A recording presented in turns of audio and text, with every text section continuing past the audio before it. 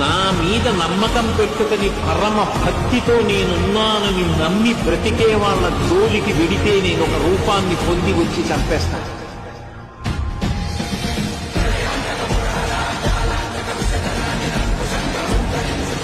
చిట్ట చివరికి ఏమవ్వాలి అంటే ఈశ్వరుడి గురించి వినడం ఎందుకు అంటే వినకుండా ఉండలేక, ఈశ్వరుడి గురించి చదవడం ఎందుకంటే చదవకుండా ఉండలేక, ఆయన గురించి వినడం ఎందుకంటే వినకుండా ఉండలేక, ఆయన్ని పూజ చేయడం ఎందుకంటే పూజ చెయ్యకుండా ఉండలేక, ఆయనని దర్శనం చేసి సంతోషించడం ఎందుకు అంటే దర్శించకుండా ఉండలేక, ప్రయోజనం ఏం లేదు, ఏ కోరిక లేదు.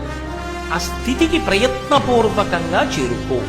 మారేడుదనం ఈనెలు శివలింగానికి తగిలితే లక్ష్మీ కటాక్షం. సమస్త ఐశ్వర్యము రావడానికి కారణములలో ఒక పూజ ఏమిటి అంటే శివలింగం మీద మారేడుదలం వేయడం. ఆయన ఇవ్వలేని ఐశ్వర్యం లేదు లోకంలో. ఆయనని అడిగితే ఆయన ఇవ్వగలిగిన ఏమిటో మనకి తెలియదు. మౌనంగా ఉంటే నువ్వు ఊహించలేనంత ఇవ్వగలడం. ఆయన శక్తి సామర్థ్యములు అసాధారణం. చిత్రం ఏమిటంటే పుణ్యము చేత మీరు ఏమి సంపాదిస్తారో దానికి 10 కోట్ల రెట్లు ఈశ్వర ప్రీతి చేత సంపాదిస్తారు. అది తేడా.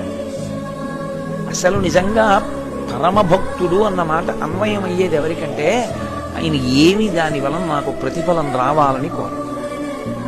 ఏ